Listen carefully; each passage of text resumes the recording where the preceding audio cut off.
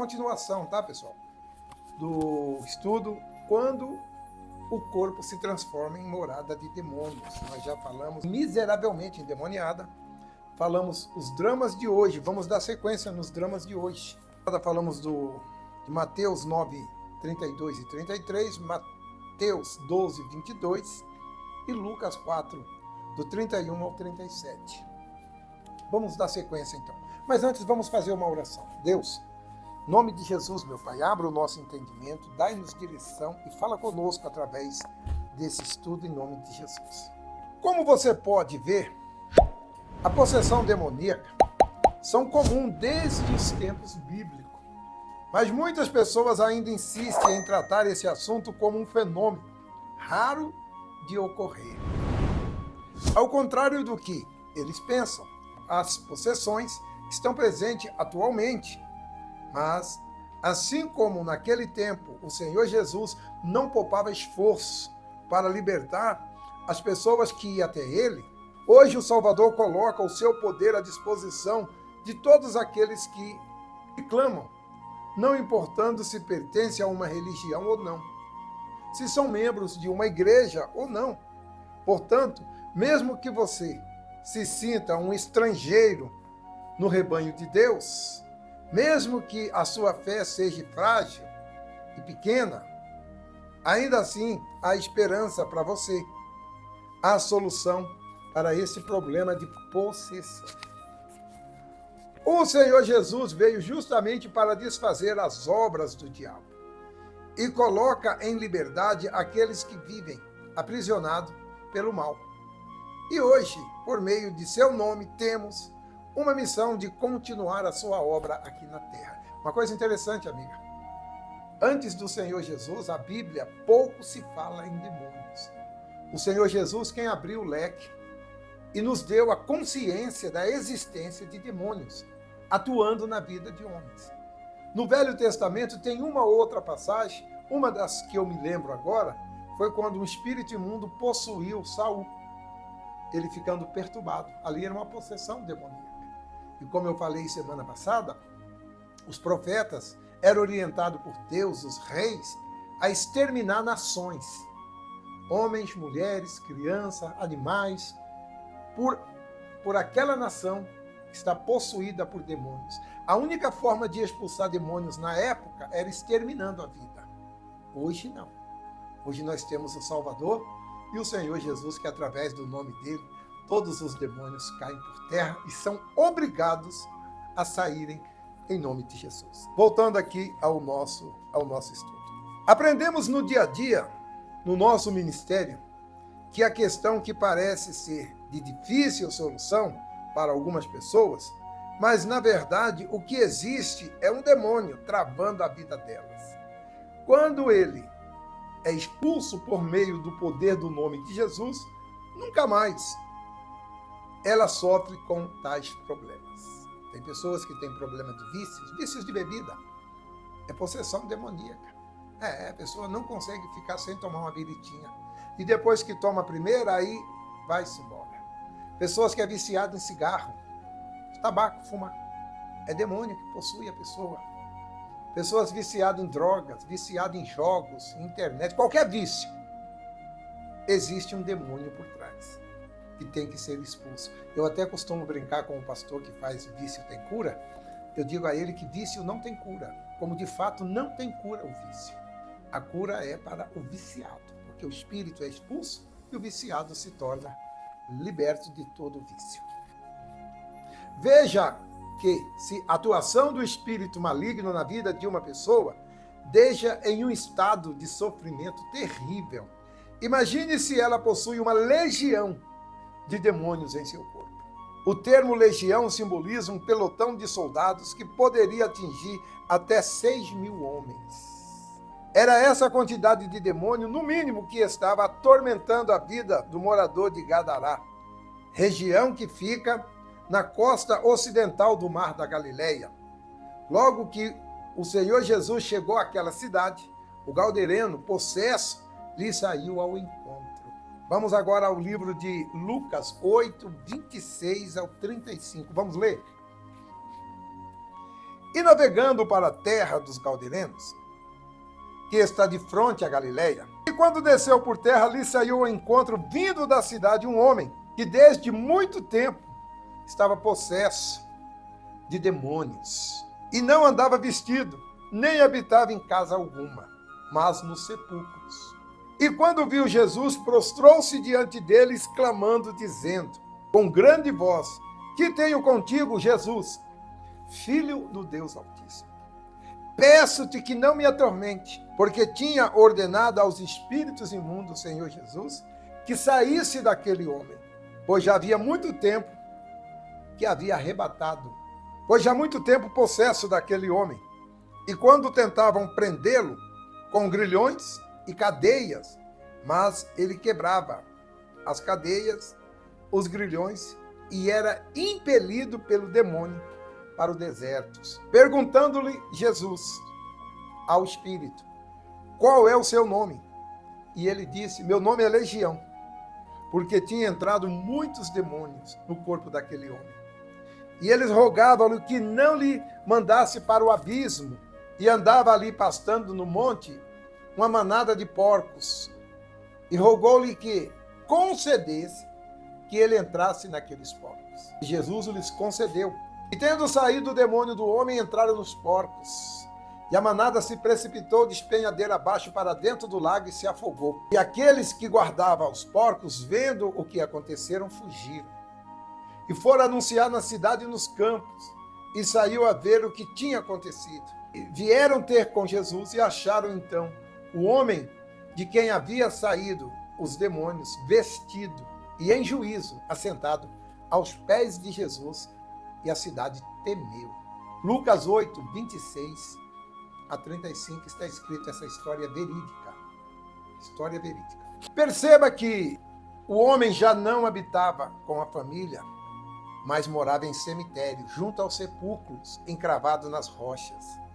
Próximo aos túmulos, sua alma era ainda mais atormentada pelo pavor da morte, com o cheiro dos cadáveres e com a solidão do lugar.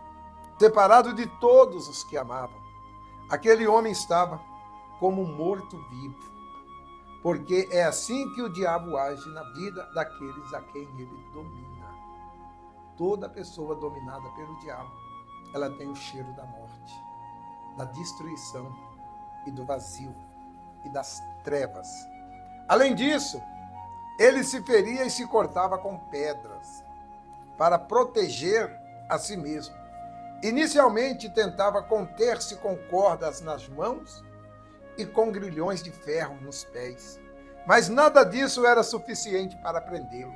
Tamanha força só pode ser explicada por algo de ação sobrenatural, que dominava o seu corpo e a sua mente. Em relação à sua mente, este homem era possuído por espíritos malignos e passou a agir de forma irracional. Logo, conselhos, apelo de sensatez não adiantava absolutamente nada. Era preciso uma força também sobrenatural, superior, para que o seu problema fosse resolvido. Nesse caso, apenas o poder de Deus em nome de Jesus poderia combater a ação do mal. Somente a autoridade da fé poderia trazer o gadareno novamente à lucidez. E foi o que aconteceu. Ao ver o Senhor Jesus, os demônios que estavam no corpo daquele homem se puseram de joelhos diante dele, porque sabia que ali à sua frente estava aquele que tinha todo o poder sobre eles. Portanto, não lhe restava alternativa a não ser submeter a sua autoridade. Todo o poder e autoridade foi dado ao nome de Jesus. Está escrito, todo joelho se dobrará e toda língua confessará que Jesus Cristo é o Senhor. Foi o que esses demônios fizeram. O diabo sabia que o Senhor Jesus salva o homem de todas as suas mazelas e os entende, mesmo que seja mais simples pedido de ajuda feito com fé. No entanto, Satanás nunca será salvo de sua condenação. Já decretada, ele também sabe que em qualquer embate contra Deus ou contra os filhos de Deus, será derrotado. E ainda que haja com a máxima crueldade como fez com o gadareno, será expulso por um poder infinitamente maior do que o seu. Todo o poder está no nome do Senhor Jesus. E só Ele pode libertar uma pessoa possessa por demônio. Não tem outro jeito. Não tem outro tipo de trabalho que possa tirar uma pessoa das garras do diabo. Somente o Senhor Jesus é que pode livrar uma pessoa que está dominada por um demônio. Após a sua libertação, o gadareno se assentou de pé de Jesus. Agora ele estava vestido e seu comportamento era de um homem sereno, ordeiro e são no corpo e também são na alma. Sua posição era tão próxima do Salvador que revela o quanto a sua mente havia se voltado pleno juízo, pois ele estava como um dos discípulos, sedento para receber os seus ensinamentos. E de repente você não consegue, se sentar aos pés de Jesus para ouvir os seus ensinamentos. Talvez você também está possesso por demônios e ele não deixa você ouvir a palavra de Deus. Ele não deixa você reconhecer que Jesus Cristo é o Senhor de sua vida. Que diferença do túmulo para os pés de Jesus, da loucura para a sensatez, da inulidade para o serviço do Evangelho, da morte para a vida. Esta é a poderosa transformação que acontece na vida de quem encontra o Senhor Jesus. Ninguém precisa continuar sendo vítima do diabo, porque temos o poder de Deus em nome de Jesus e a oportunidade para ter a mudança no nosso coração e mente. Em seu poder, a eficácia absoluta para a cura do corpo e da alma. Para o nosso Senhor, ninguém é um caso perdido, ninguém é insupostamente desprezável ou está destinado ao sofrimento para sempre. Como ele mesmo diz, eu vim para que tenham vida e a tenham em abundância. João 10:10. Está escrito isso. Esta promessa é para todos os que manifestam fé nele. Este foi o grande motivo de o Pai ter enviado seu Filho ao mundo, para esmagar a cabeça da serpente e da arma espiritual aos homens, para que também façam o mesmo. O Senhor Jesus não veio fundar uma religião, muito menos ensinar um dogma ou rituais às pessoas. Ele veio para dar vida e a plenitude. Suas bênçãos são sempre transbordantes, excedente, exclusivamente humana, por causa da sua grandeza e bondade. Entretanto, os homens são impotentes diante de caos que o inferno causa. O Altíssimo do caos traz o céu para dentro de quem crê. Mas vale ressaltar que somente quem tem fé intrépida traz essa realidade para si. Somente uma fé arrojada proporciona um mundo onde os demônios não mais reinam, nem tripulam em cima dos seres humanos. Somente quem crê de fato no Senhor Jesus vive em obediência a Ele, vence a guerra invisível que é travada num campo espiritual. A gente não vê, como por exemplo, você não consegue ver os demônios, mas eles estão aqui à nossa volta. Ele está aí à sua volta agora. Como também tem os anjos de Deus, o Espírito Santo nos guardando. Os nossos olhos físicos não vê, mas a nossa alma vive nesse meio. Então, por isso que ela é oprimida, por isso que ela tem medo, por isso que ela tem pavor, porque ela consegue ver. Você fisicamente não vê, mas a sua alma vê e sente. Obviamente, não podemos generalizar dizendo que todas as situações ruins são causadas por demônios, como algumas enfermidades provenientes de negligência com a saúde. Certamente, dificuldades financeiras causadas por mau uso do rendimento. Determinados problemas de relação devido ao mau uso das palavras.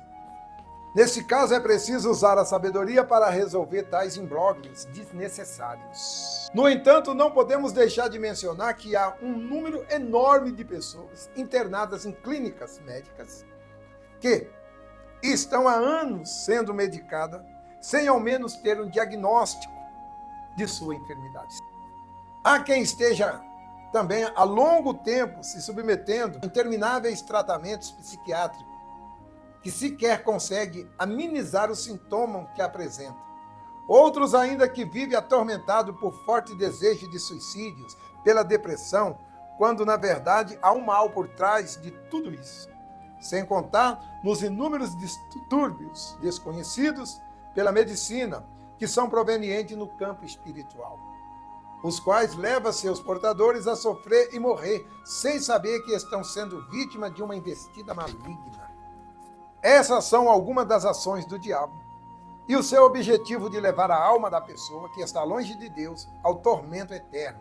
Antes, porém, ele rouba a paz, mata o corpo. João 10:10. No entanto, quem age a fé no Senhor Jesus tem poder de aniquilar todo o mal causado pelo inferno. Não há mal que resista o nome de Jesus.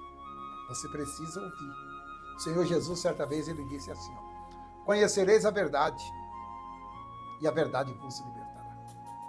Somente a verdade pode te libertar. E quem é a verdade, pastor? O Senhor Jesus. Você tem que conhecer. Tá certo? Vamos então fazer uma oração, pedindo a Deus que nos guarde, nos proteja, nos conserve nessa fé até o fim, para que nós possamos então estar livres dessas cidades do inferno. Curva aí a sua cabeça. Deus, obrigado por esse estudo, meu Pai. Fale a essas pessoas aquilo que eu não consegui exprimir aqui em palavras.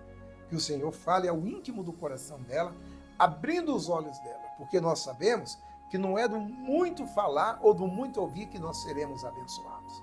Quando o Senhor quer falar, uma palavra basta. Então, que essa palavra alcance essa pessoa e abra os olhos dela para que ela reconheça o quanto ela necessita do Senhor. Em nome de Jesus.